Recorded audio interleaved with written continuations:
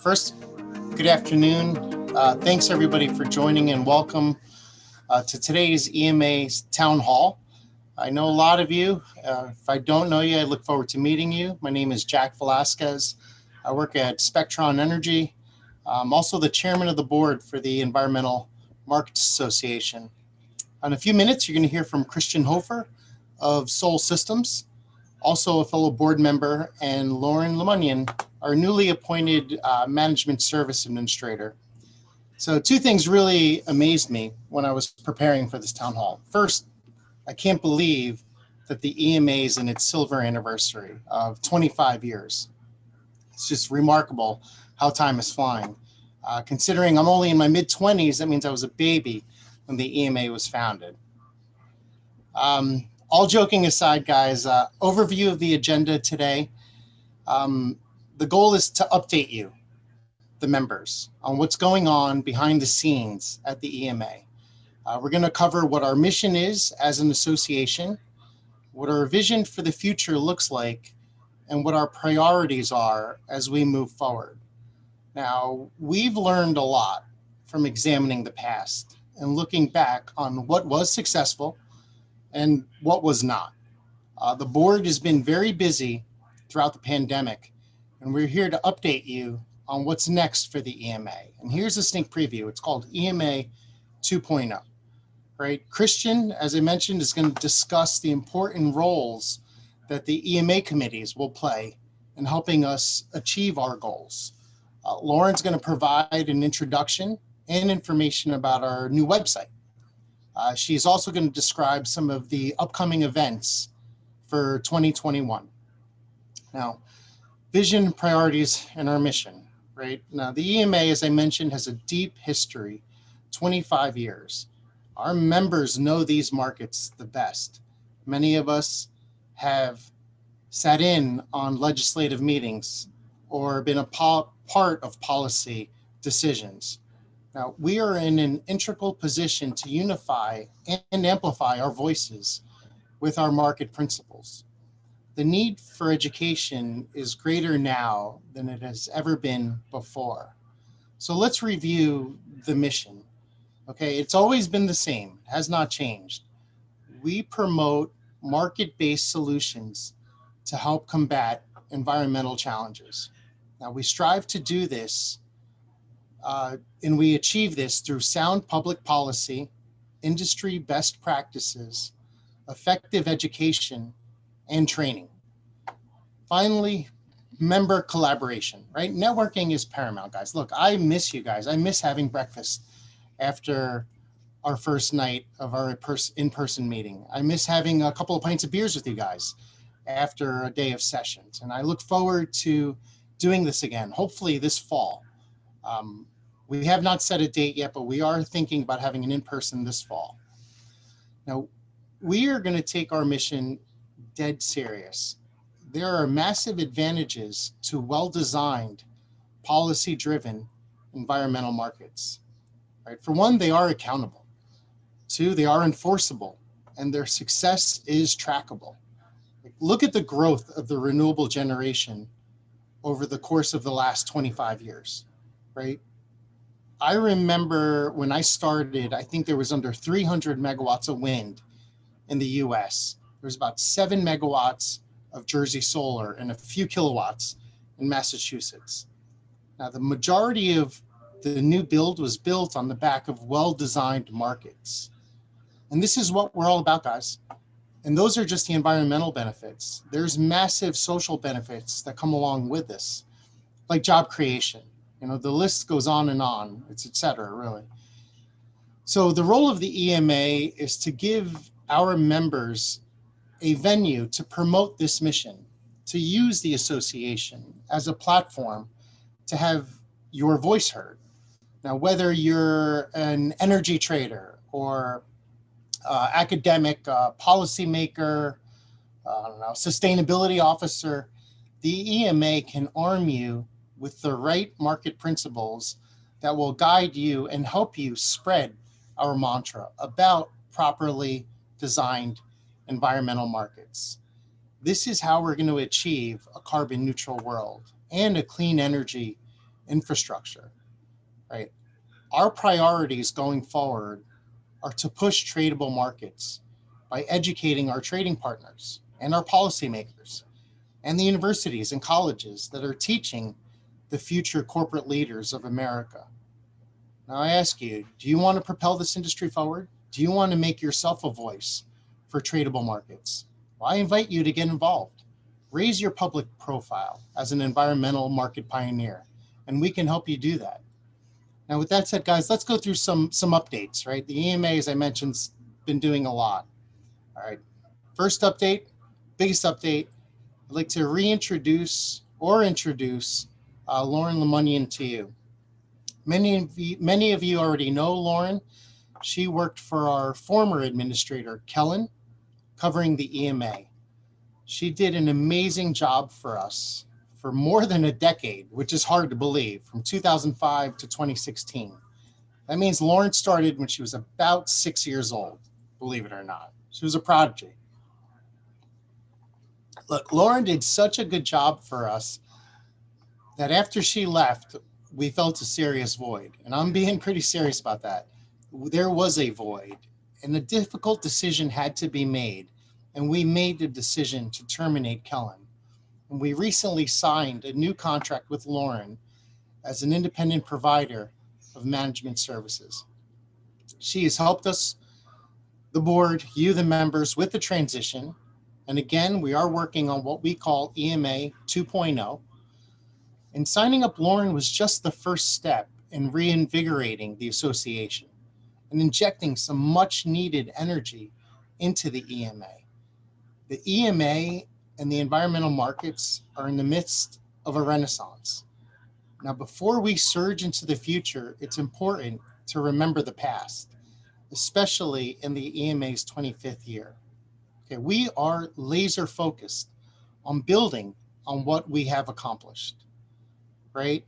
We have learned a lot from what has held us back, and we know what we need to do to propel the EMA and the industry forward. We are rolling out a redesigned website. Lauren's going to go a little bit further into it later on, but it's going to be up to modern standards. It's going to act as a hub for all of your membership needs, right? Technologically, we've updated everything from our payment systems to our social media presence. LinkedIn, Instagram, TikTok. I'm coming to a TikTok near you. Don't be fooled. I might do it. EMA 2.0 is organized and we are clearly defined. All right, Christian is going to touch on how we are redefining ourselves as a group with a clear approach for executing our mission. So look, I speak for the board when I say that I want to re-engage with you, the members. We want to hear your opinions and we want to work with you. We want to implement a grassroots effort that benefits all of us. We want to grow this membership with new members that have similar interests. We envision a robust network that has the leverage necessary to make meaningful change. The pandemic was hard for all of us. And as an association, it was really hard on us, but we learned a lot from it. We learned what works, and frankly, we learned what does not work. You, our members, you want legitimate quality content, and you want the ability to contribute, and that's exactly what the board intends to provide to you. Now I ask you to energize yourself. Go on this journey with us, and thank you for sticking with us throughout the pandemic. I know it wasn't easy, and I want to thank Lauren and my fellow board members for working hard through the transition. You guys don't see a lot of the behind the scenes, but a lot happens back there. And it's really a work and an effort that everybody put their all into. So with that said, guys, I thank you for your time. And I'll now introduce Christian to you.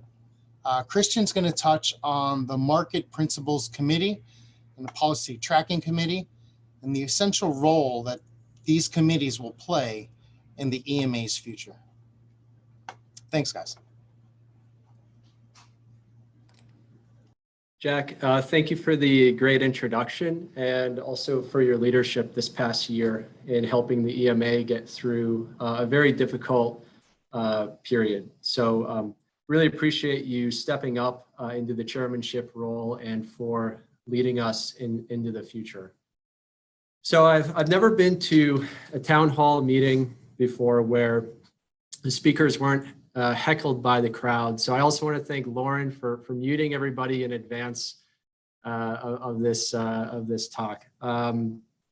I was originally supposed to co-host this discussion on committees with Ken Nelson from Blue Delta Energy. Ken and Blue Delta have been putting an enormous amount of effort and time into the EMA in these committees over the past few years. And unfortunately, he's on a plane right now. He may be able to join late, but if he does, I know he'd really appreciate a good heckling if that mute button happens to be unselected.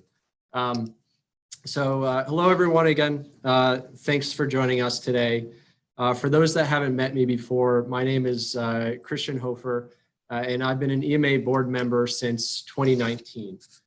In my day job, I'm a senior director of trading at Sol Systems, where I serve as the head of research.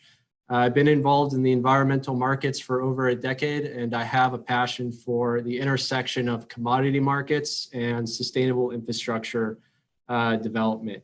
The EMA has always inspired me in three ways. The first is just the caliber of market professionals that interact with the EMA. The level of experience and market know-how at this organization is impressive, and it offers unique and valuable perspectives that are really difficult to find in other places. Second is the association's focus on supporting environmental markets policy. I believe that environmental markets are key to achieving sustainable development goals at the scale and speed that's being asked of us. And these policies have the ability to cost effectively deploy trillions of dollars of investment against, as Jack was saying, against, transparent, measurable, and legally enforceable targets that are designed to deliver results. And that's just the key word. These markets are designed to deliver results. And third is just the untapped potential of the EMA and its members to have an impact on market design conversations related to the preservation of formation of capital pools that are going into sustainable investment. So on this topic, we're now going to introduce and talk about EMA's new committee design structure and the role that they will play in advancing EMA's mission to promote open, competitive, and tradable environmental market designs. Lauren, if you wouldn't mind just going forward. Yeah, thank you very much. So there are three interconnected committees that the board will oversee: the Market Principles Committee, the Policy Advocacy Committee, and the Events Committee. Now, the common element which binds all of these committees together under the EMA umbrella is our recommended principles for market-based solutions, which were republished in 2017. These principles are integral to guiding the activity of the association, but they're also essential for forming a system of checks and balances that is part of this committee design structure to ensure the goal that EMA is always promoting policies that are consistent with our market principles and the interest of our members. And this is very important to honoring the integrity of the EMA and its 25 years of history, and also its vision for markets as a vehicle to cost effectively achieve sustainability goals.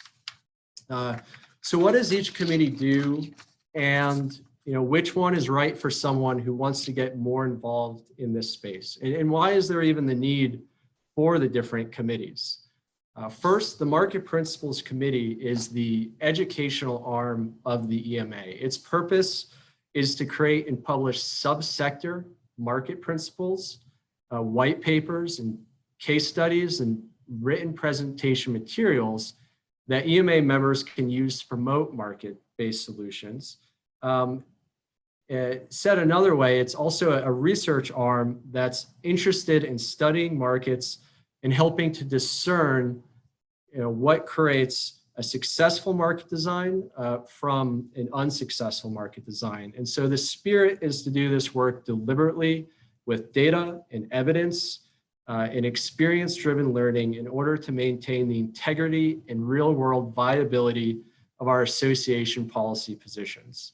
As many of you know, the challenge with market design is that all of the elements must work together as part of a package.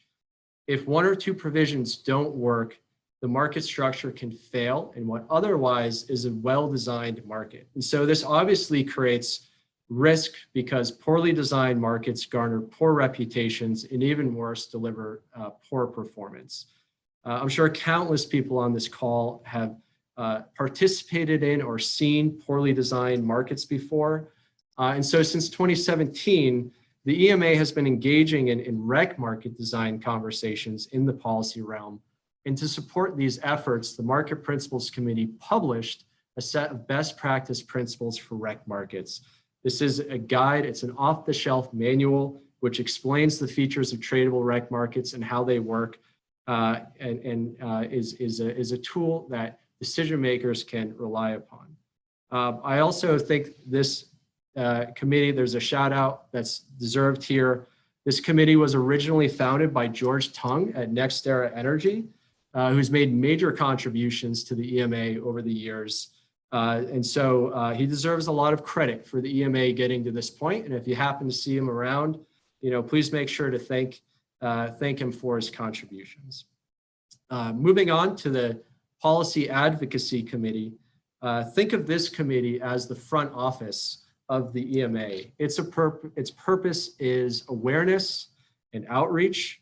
Its purpose is to create a platform whereby EMA members can have a louder and more comprehensive voice or cohesive voice on market design issues.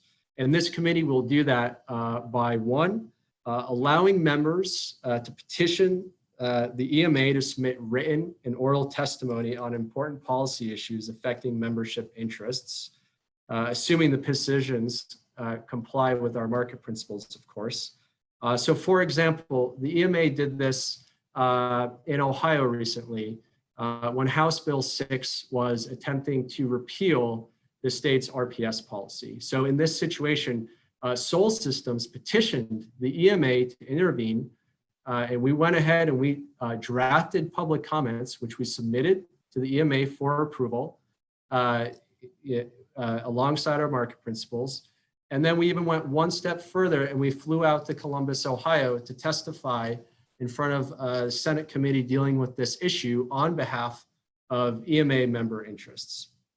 The second thing that this committee offers members is the ability to build bridges with other like-minded associations and to facilitate meetings and presentations with other stakeholders and policymakers to get the word out there. And then the last thing, the third item for policy advocacy is to create a place for member companies to meet each other and to have a place to discuss important policy issues impacting all members and to have materials to get out and play defense or offense, depending on what the situation requires. Last but certainly not least, we have the events committee, which wants to ensure diversity of membership and the delivery of high value content alongside networking opportunities. This committee is about creating inclusivity and getting a wide range of market participants to join EMA, whether they be developers, asset managers, market makers, and compliance entities, or universities, consultants, lawyers, exchanges, and brokers. So, why do we need these committees and why this structure? Well, frankly, today there's often a vacuum of thought leadership and market design know-how in the policy realm.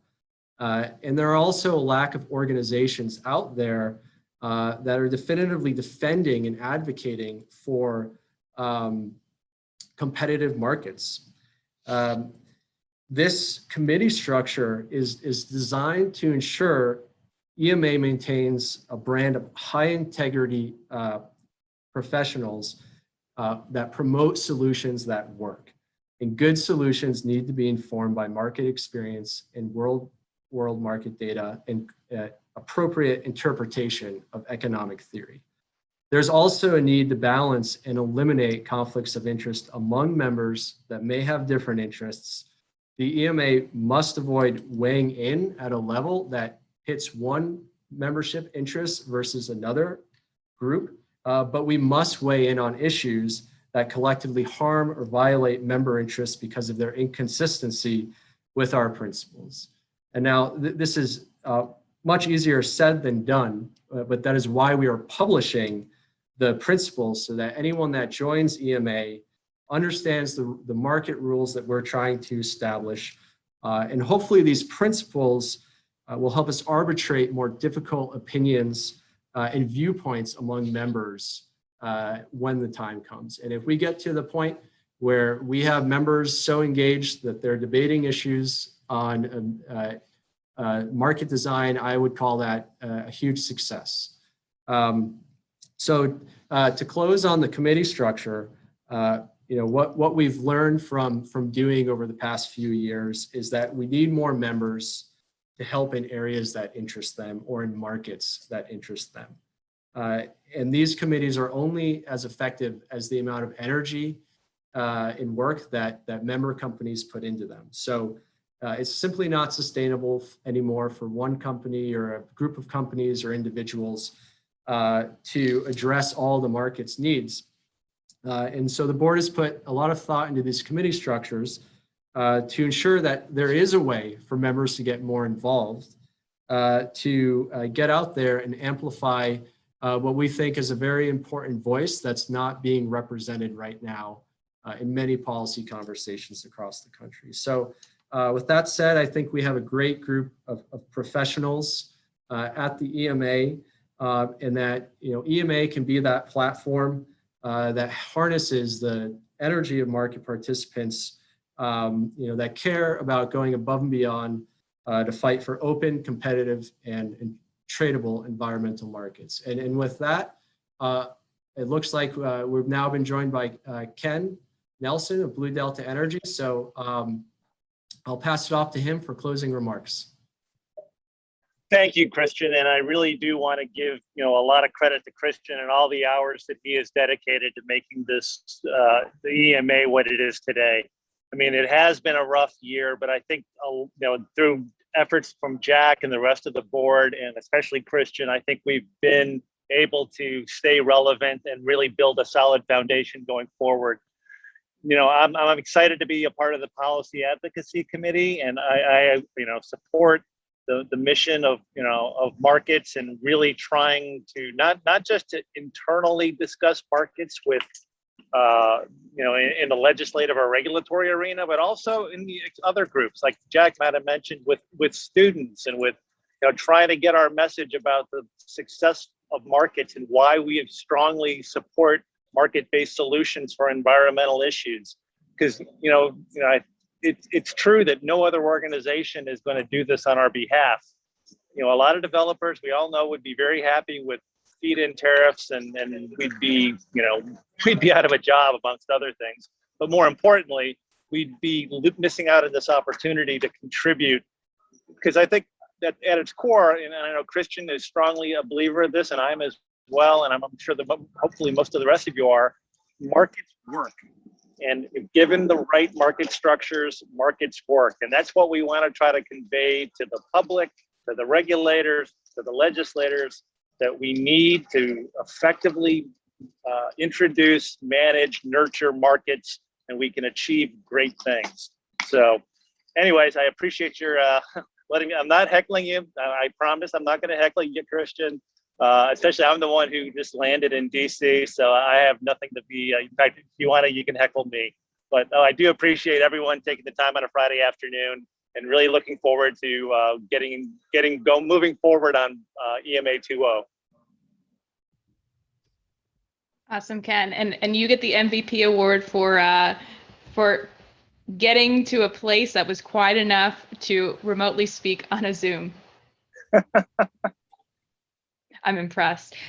This is the current board liaison list of committee contacts. So if you are interested in joining a committee, number one, you have to be a member of EMA. So I know some of you are members, and that is amazing. We love that. We have some new members that are on, but if you are not a member yet, you can join very easily, and I'm going to walk you through the website and just how easy that is. So if you are interested in learning more, you can speak to Ken about policy advocacy. You can speak to Christian about market principles. And if you're interested in events, you can talk to Jack. If there's something else, you can talk to me. You can talk to me about your dog. It'll be great. So make sure you get interested. Let us know what you want to do. Let us know what you're interested in, and we will do our best to facilitate that. So let's talk about our new website. And for those of you who are just joining and don't recognize me, I took a 5-year hiatus. My name is Lauren Lemunyan, and I am back. Not only is EMA back, but I'm back.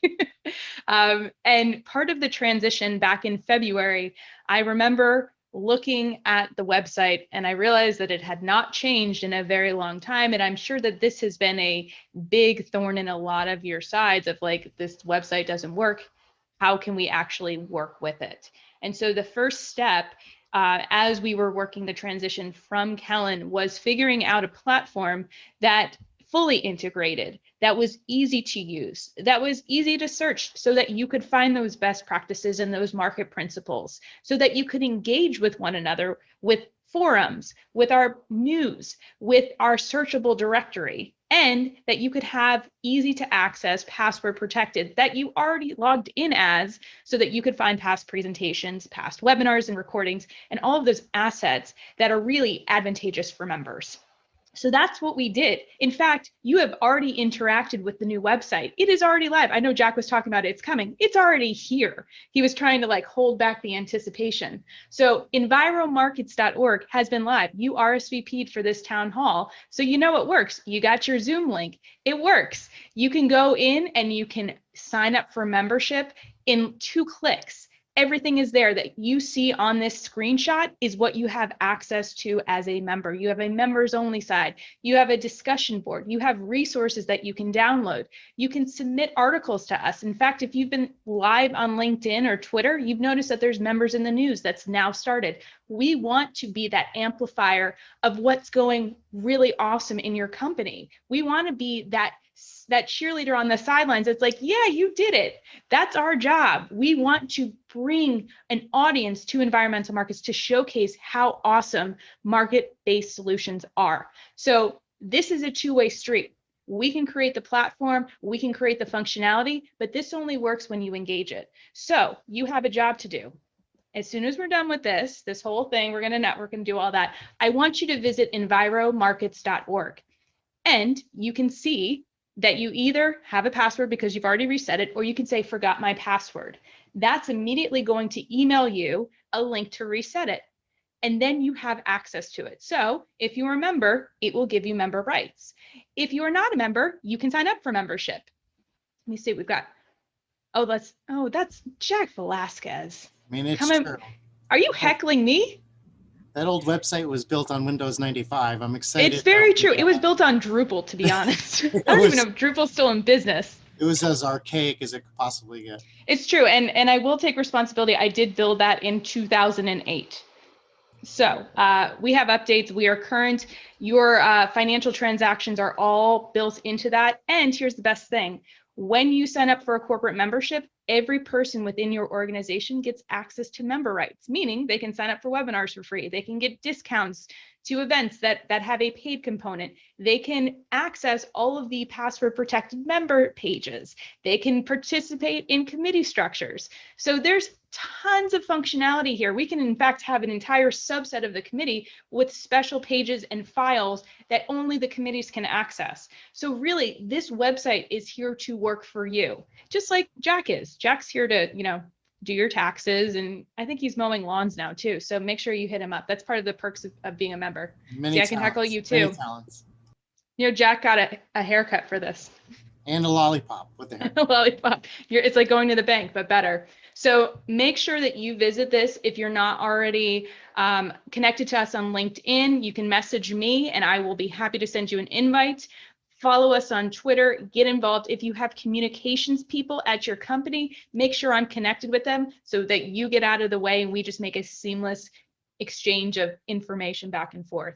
So this is where our upcoming events are. This is where your membership is hosted. This is where the information is hosted. This is where committees are. Everything you need is at enviromarkets.org. Okay. I was going to do a whole walkthrough, but honestly, I want you to play with it. And if you have questions, let me know. I will happily walk through it with you. So we do have an upcoming event because it wasn't just the town hall. We wanted to have something for you to sink your teeth into.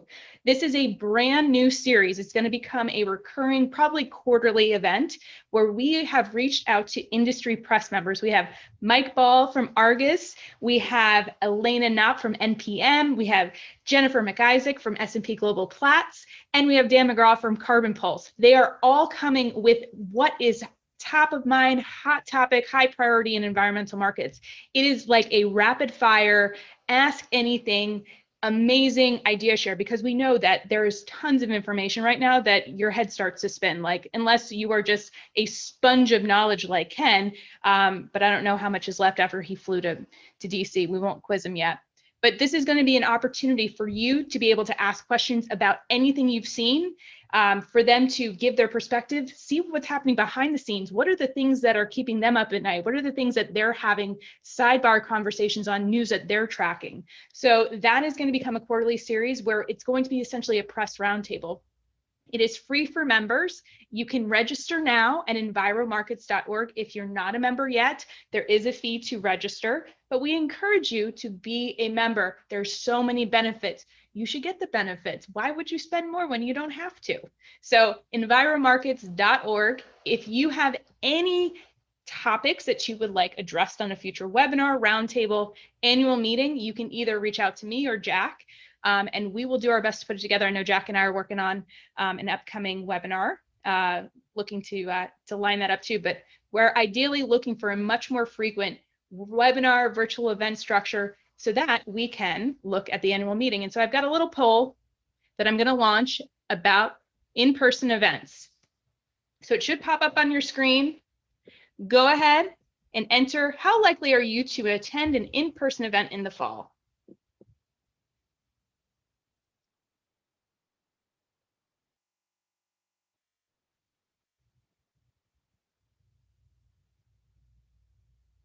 You got half the entrance.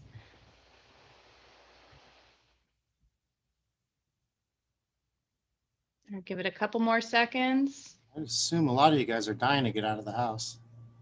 We've got a mixed bag here. Well, you know what? No one has said no way. All right. Now don't be the heckler that does that if you don't mean it.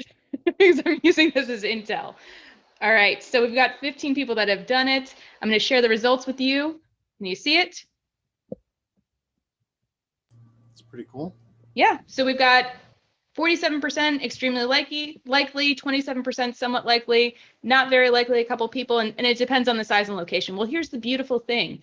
EMA, in its highly concentrated self, is more conducive to a socially distanced and smaller size. So as we get more intel, as we start to figure things out a little bit more with how reopenings are going, how the vaccines are going, how people's comfort levels are rolling out, we're going to give you more information so that you can make the best decision for you.